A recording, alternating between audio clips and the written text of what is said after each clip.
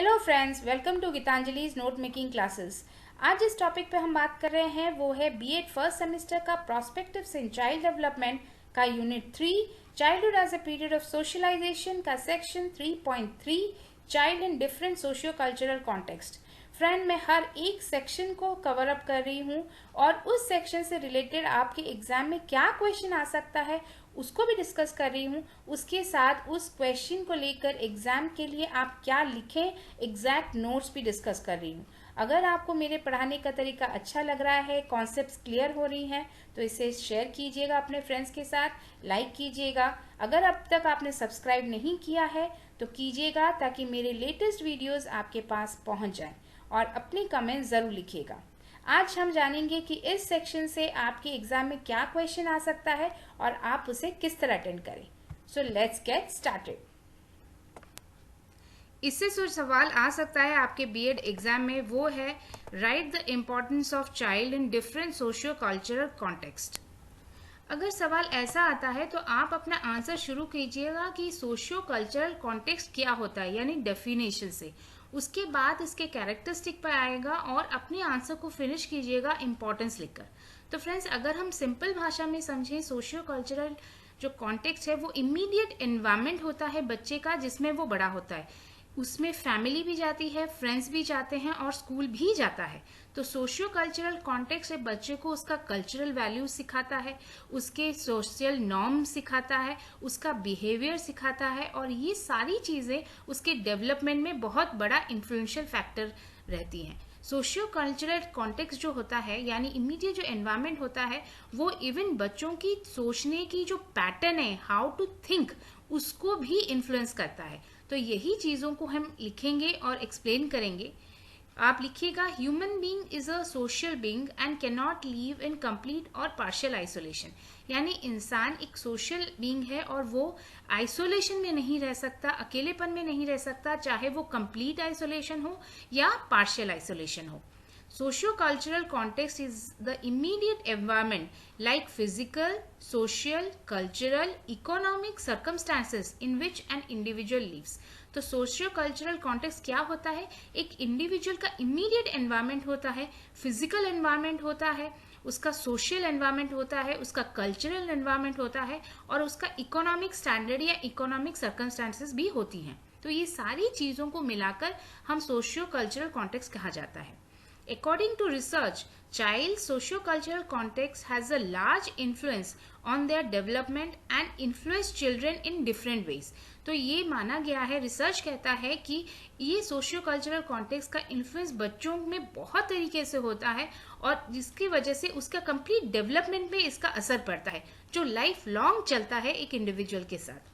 Development involves a process of learning and improvement, and for this they need support of their parents, teachers and siblings. So एक बच्चे के जो development है उसके लिए उसकी लर्निंग होनी ज़रूरी होती है, और लर्निंग के लिए उसका जो इमीडिएट एनवायरनमेंट है वो इन्फ्लुएंशियल होता है, और उसके लिए उसे सपोर्ट चाहिए होता है उसके पेरेंट्स का, टीचर्स का और भाई बहनों का, सिबलिंग्स यानी भाई बहनों का।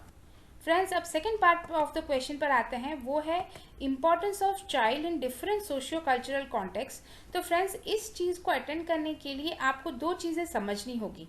यानी पहली चीज़ कि सोशियो कल्चरल इन्फ्लुएंस बच्चों पर क्या होता है, उसका इम्पोर्टेंस क्या होता है, और दूसरा, जब बच्चे अलग अलग कल्चरल ग्रुप से आके एक जगह एक क्लासरूम में पढ़ते हैं तो उसका इफेक्ट बच्चों पर क्या पड़ता है। तो ये दोनों ही चीज़ों को आपको इम्पोर्टेंस में लिखना होगा। तो आप इस तरह अटेंड कीजिएगा उसे। फर्स्ट पॉइंट में लिखिएगा, socio cultural background impact a child's interaction with rest of his community. यानी वो जिस बैकग्राउंड से बिलोंग करता है, जिस कल्चर से बिलोंग करता है, उसकी सोसाइटी जिस तरह की होती है, वो उसे सिखाती है कि वो अपने रेस्ट ऑफ द वर्ल्ड है या फिर सोसाइटी है, वो उससे किस तरह इंटरेक्ट करे उनके साथ। यानी उसका कंप्लीट जो सोशल बिहेवियर होता है वो उसका सोशियो कल्चरल बैकग्राउंड डिसाइड करता है। सेकेंड लिखिएगा, children exposed to diverse creative experience early in life develop a confident attitude and able to face challenges. यानी अगर हम बच्चों को इस तरह का एनवायरनमेंट दे, स्कूल में इस तरह का एनवायरनमेंट दे जहाँ वो अपने को एक्सप्रेस कर पाएँ, तो वो बड़े होकर इस तरह के इंडिविजुअल बनेंगे जो क्रिएटिव होंगे, कॉन्फिडेंट होंगे और चैलेंजेस को फेस कर पाएंगे. यानी एज अ टीचर हमें बच्चों को इस तरह का सोशियो कल्चरल एनवायरनमेंट देना पड़ेगा जहां उनकी क्रिएटिविटी बढ़े. थर्ड में आप लिखिएगा कि socio cultural influence personality and pattern of thinking in an individual. तो हम अगर ऐसा एनवायरनमेंट बच्चों को देते हैं जो उनकी क्रिएटिविटी बढ़ाती है, उसका कारण क्या है? उसका कारण ये है कि सोशियो कल्चरल जो इन्फ्लुएंस होता है वो बच्चों की पर्सनालिटी पे पड़ता है और जो बड़े होने तक भी रहता है, एडल्टहुड में भी रहता है. और दूसरी चीज़ जो इम्पोर्टेंट है, पैटर्न ऑफ थिंकिंग, यानी किस तरह वो एक चीज़ को सोचते हैं उसे भी इन्फ्लुएंस करता है.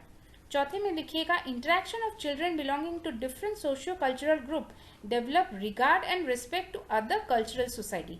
यानी अगर एक क्लास में ऐसा है कि डिफरेंट कल्चर से बच्चे आए हुए हैं, कोई डिफरेंट रिलीजन से है, लैंग्वेज से है, तो बच्चे एक दूसरे की लैंग्वेज को रिस्पेक्ट देना शुरू करते हैं, उसे समझना शुरू करते हैं. तो यहाँ बच्चे अलग अलग सोसाइटी, कल्चरल ग्रुप को रिगार्ड देते हैं, रिस्पेक्ट देते हैं, जो आगे जाकर उन्हें हेल्पफुल होता है सोशलाइजेशन में. फिफ्थ में आप लिखिएगा children learn cooperation, socialisation and art of adjustment with different community. तो अगर ऐसे सिचुएशन में बच्चे हैं जहाँ डिफरेंट कल्चर से बच्चे आए हुए हैं, तो हर एक बच्चा दूसरे कल्चर से सीखता है और उसमें कोऑपरेशन जागता है, क्योंकि बच्चों की जब एक्टिविटीज़ होती है तो ऑलरेडी डिफरेंट कल्चरल ग्रुप से उनकी कोऑपरेशन होती है और वो जो फीलिंग होती है कोऑपरेशन की वो आगे चल के भी काम आती है. और सोशलाइजेशन भी बढ़ता है. आर्ट ऑफ एडजस्टमेंट, यानी किस तरह एडजस्ट किया जाए, दूसरे कम्युनिटी की क्या विचारधाराएं हैं उन्हें समझ में आती है, तो वो एडजस्टमेंट भी सीखते हैं डिफरेंट कम्युनिटी की.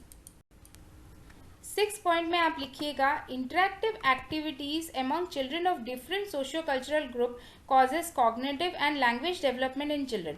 तो फ्रेंड्स इसे इस तरह का एग्जाम्पल आप छोटे से एग्जाम्पल से समझिए कि अगर एक क्लास में डिफरेंट लैंग्वेजेस के बच्चे बैठे हैं तो वो अपने मदर टंग में बात ना करके अब नेशनल लैंग्वेज में बात करेंगे, या तो हिंदी में करेंगे या फिर इंग्लिश में करेंगे. तो यहाँ क्या होता है कि बच्चा ऑलरेडी उनके मदर टंग में बातें करता है, अपने घर पे करता है, स्कूल में जाके वो हिंदी या इंग्लिश से बातें करता है, तो यहाँ उसका लैंग्वेज डेवलपमेंट होता है. और हमें ये भी पता है कि जब लैंग्वेज डेवलपमेंट होता है बच्चों का automatic, that is directly related to cognitive development of an individual. तो यहाँ बच्चों का कॉग्निटिव डेवलपमेंट और लैंग्वेज डेवलपमेंट बहुत ही रैपिड स्पीड में होता है जब बच्चे ऐसे ग्रुप में हैं जहाँ डिफरेंट सोशियो कल्चरल कॉन्टेक्स्ट से बच्चे आए हुए हैं. 7th पॉइंट लिखिएगा individual become aware of their social duties, values and views of society. तो यहाँ बच्चे आज अलग सोसाइटी को जानते हैं, समझ पाते हैं, कल्चर्स को समझ पाते हैं, तो वो अवेयर हो पाते हैं कि उनकी सोशल ड्यूटी क्या है, उन्हें किस तरह बिहेव करना चाहिए, वैल्यूज क्या है, अपने कल्चर की क्या वैल्यूज है, दूसरों के कल्चर की क्या वैल्यूज है, उनके व्यूज को भी वो समझ पाते हैं. तो उनका पर्सनैलिटी डेवलपमेंट होता है, एक इंडिविजुअलाइज डेवलपमेंट भी होता है. 8th में लिखिएगा it fosters idea of patriotism, nationalism and citizenship among children. तो फ्रेंड्स 7th पॉइंट का ही एलैबोरेशन यहाँ हुआ है कि जब बच्चे सोशल ड्यूटीज समझते हैं, वैल्यूज समझते हैं, व्यूज समझते हैं और सारे मिलके काम करते हैं, तो उनमें एक ऐसी भावना नहीं आती कि हम इस स्टेट से बिलोंग करते हैं, कि इस रिलीजन से बिलोंग करते हैं, इस लैंग्वेज से बिलोंग करते हैं, बल्कि उनमें एक टीम स्पिरिट आती है, कंप्लीट पैट्रियटिज्म आता है. वो एक दूसरे को एक ही जैसा समझते हैं कि हाँ वी आर टुगेदर एंड हम सारे एक ही देश के वासी हैं, चाहे हम कोई डिफरेंट लैंग्वेज से बिलोंग करते हों, चाहे हम डिफरेंट कल्चर से बिलोंग करते हों. तो ये बच्चों में पैट्रियटिज्म की भावना आती है, देशभक्ति की भावना लाती है और वो सारे एक दूसरे को एक ही समान रूप से देखते हैं. 9th में लिखिएगा exposure to different socio cultural context develops problem solving attitude and social maturity in children.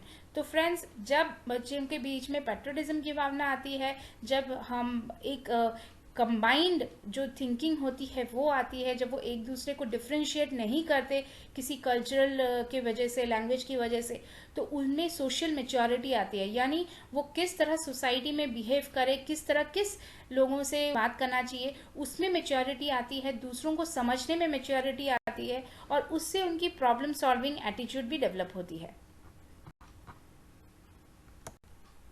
Friends, अगर आपको मेरा पढ़ाने का तरीका अच्छा लग रहा है तो लाइक कीजिए, अपने फ्रेंड्स के साथ शेयर कीजिए और सब्सक्राइब ज़रूर कीजिएगा।